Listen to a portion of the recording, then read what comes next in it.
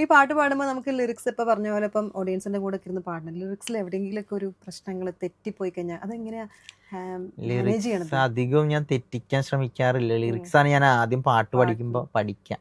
എന്നാലും തെറ്റിയിട്ടുണ്ട്. രാവേറയുടെ ഒരു വാക്ക് അങ്ങോട്ടും ഇങ്ങോട്ടും മറിഞ്ഞു പോയിട്ടുണ്ട്. ഇപ്പുറത്തെടുക്കുന്ന വാക്ക് അപ്പുറത്തും, അപ്പുറത്തെടുക്കുന്ന വാക്ക് ഇപ്പുറത്തും ഇട്ട് പാടി. അത് ആരും കണ്ടുപിടിച്ചില്ല. ഞാൻ തന്നെ പറഞ്ഞു അത് തെറ്റിപ്പോയി. ഇപ്പൊ കണ്ടുപിടിച്ചു.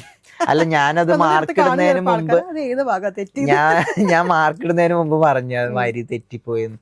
അപ്പൊ അവരിങ്ങോട്ട് ചോദിച്ചു തെറ്റിപ്പോയോ ഏതാണെന്ന് പറഞ്ഞിട്ട് അവരിങ്ങനെ ലിറിക്സ് ഒക്കെ തപ്പിയ. അപ്പൊ എനിക്ക് തോന്നി പറയണ്ടായിരുന്നു. അവർക്ക് മനസ്സിലായില്ല.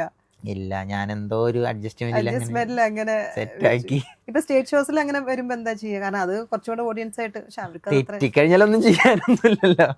അത് മാത്രമല്ല അവരെ മൂഡിലാണല്ലോ എടുക്കണത്. ഇല്ല, തെറ്റിയാലും തന്നെ നമ്മള് മുഖത്ത് കാണിക്കാതിരിക്കുക എന്നുള്ള മെയിൻ ആയിട്ട്. നമ്മള് മുഖം കണ്ടു കഴിഞ്ഞാൽ തെറ്റിന്ന് മനസ്സിലാവുമല്ലോ. മാക്സിമം വരി പഠിച്ച് തന്നെ പാടാൻ നോക്കാറുണ്ട്. സ്റ്റേജ് ഷോസിന് എന്തായാലും ലിറിക്സ് വെച്ച് ഇതിന് വേണ്ടിയിട്ട് സപ്പോർട്ടിന് ലിറിക്സ് അവിടെ വെക്കും.